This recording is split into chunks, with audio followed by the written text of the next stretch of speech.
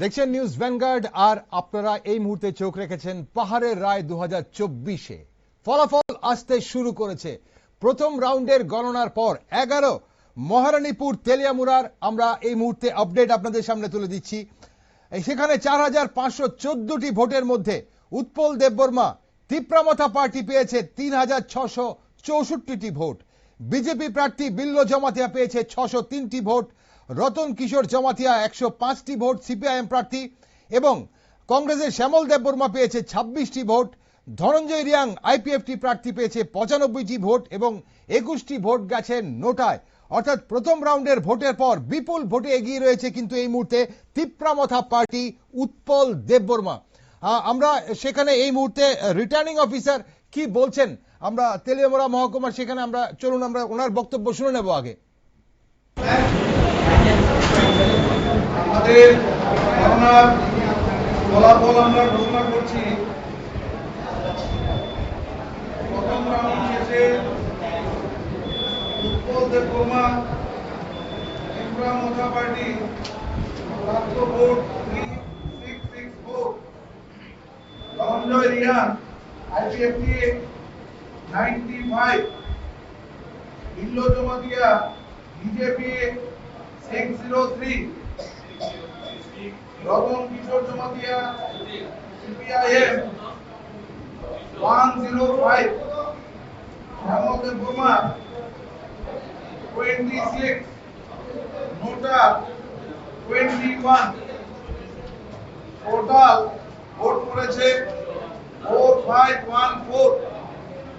ধন্যবাদ। আপনারা শুনলেন তেলিয়ামুড়ার রিটার্নিং অফিসার কি বললেন। এই মুহূর্তে উনি অবশ্যই ঘোষণা করছিলেন 11 মহারানীপুর তেলিয়ামুড়া কেন্দ্রে সেখানে উৎপল দেববর্মা বিজেপি প্রার্থী এগিয়ে রয়েছেন। আপনাদের এই মুহূর্তে আরো একটি আপডেট দিতে চাইব। 22 কাটালিয়া মির্জা রাজারপুর এসটি কেন্দ্রে সেখানে এই মুহূর্তে তিপ্রামথা পার্টির ডেভিড মুরা সিং এগিয়ে রয়েছেন। ওনার প্রাপ্ত ভোট প্রথম রাউন্ডের পর 2511।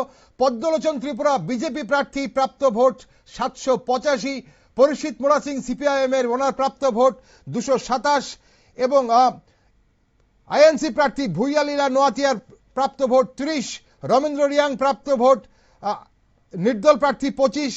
আরো আইপিএফটি বিপুল দেববর্মার প্রাপ্ত ভোট 21। আইচুক রায় নোয়াতিয়া নির্দল প্রার্থী প্রাপ্ত ভোট 16 এবং এনপিপির মিলন পদ মুরা সিং এর প্রাপ্ত ভোট 7। সেখানে আপনারা জানি যে আপনাদের 22 কাঠালিয়া মির্জা রাজাপুর কেন্দ্রে তিপ্রামথা পার্টির ডেভিড মুরা সিং প্রথম রাউন্ডের পর এগিয়ে রয়েছেন। আমরা এই মুহূর্তে চলে যাব আমাদের প্রতিনিধি তেলিয়ামুড়ায় রয়েছেন হিরণময়। হিরণময়, শুনতে পাচ্ছ তুমি আমাকে? হ্যাঁ দেবেন্দ্র, বলো। এই মুহূর্তে তেলিয়ামুড়ার কি পরিস্থিতি রয়েছে? তেলিয়ামুড়া সকাল 8টা থেকে ভোট গণনা শুরু হয়েছে। 8:30 থেকে তোমার 8টা থেকে তোমার ব্যালট পেপার আনা হয়েছে এবং 8:30 থেকে ইভিএম মেশিন শুরু হয়। তো 6 রাউন্ডে হবে। 8 রাউন্ড হবে 6টা টেবিল। আর সেখানে প্রথম রাউন্ডে যে আমাদের কাছে যে রিপোর্ট এসেছে, টোটাল ভোট পড়েছে 4514টি এবং যেখানে তিপ্রামথার যে প্রার্থী উৎপল দেববর্মা উনি পেয়েছে 3664 এবং যে বিজেপির যে ক্যান্ডিডেট বিল্লু জমাতিয়া তিনি পেয়েছেন 603টি। এর মানে উৎপল দেববর্মা 3061 ভোটে এগিয়ে রয়েছে। জীবনদা, ওকে, এই মুহূর্তে সেখানে নিরাপত্তা ব্যবস্থা কেমন রয়েছে গণনা কেন্দ্রের বাইরে, এবং যারা দলীয় কর্মী সমর্থকরা সেখানে বাইরে কতটা জমায়েত হয়েছেন?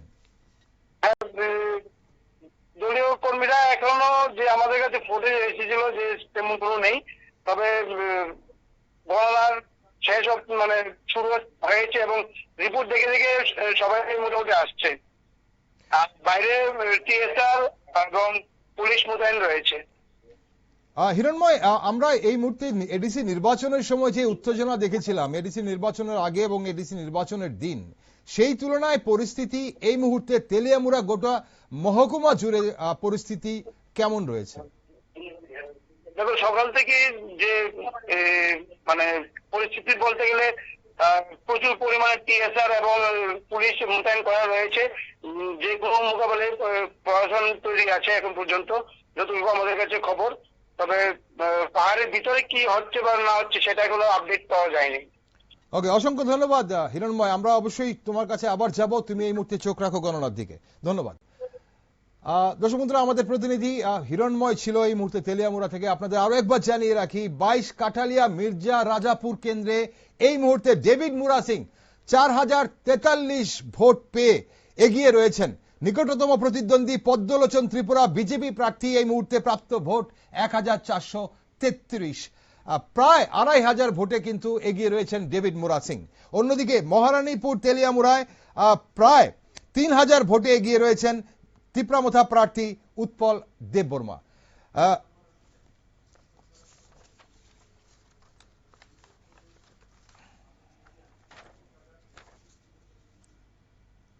ওকে, আরো একটি আপডেট আপনাদের অবশ্যই আমরা এই মুহূর্তে আমাদের কাছে এসে গেছে। 3 নম্বর দশদা কাঞ্চনপুর জেনারেল আসনে বিজেপি প্রার্থী শৈলেন্দ্রনাথ বিপুল ভোটে এগিয়ে রয়েছেন। আপনাদের জানিয়ে রাখি, দ্বিতীয় স্থানে রয়েছে বামফ্রন্ট প্রার্থী রমাকান্ত নাথ। সেখানে বিজেপি প্রার্থী শৈলেন্দ্রনাথ বিপুল ভোটে এগিয়ে রয়েছে এবং তারপর দ্বিতীয় স্থানে রয়েছে বামফ্রন্ট প্রার্থী। আমরা এইভাবেই বিভিন্ন আপডেট আপনাদের সামনে তুলে ধরবো। এই মুহূর্তে নেব একটা ছোট্ট বিরতি, আপনারা সঙ্গে থাকুন। আমরা আপডেট নিয়ে অবশ্যই আপনাদের কাছে আসছি। আর বিরতির পর আপনারা কোথাও যাবেন না। নিউজ ভ্যানগার্ডে এডিসি নির্বাচনের প্রত্যেকটা মুহূর্তের খবর আজ আপনারা পাবেন, প্রত্যেকটা মুহূর্তের আপডেট আপনারা সবার আগে পাবেন। তাই সঙ্গে থাকুন, দেখতে থাকুন। অথেন্টিক নিউজ দেখতে অবশ্যই চোখ রাখুন শুধুমাত্র নিউজ ভ্যানগার্ডে।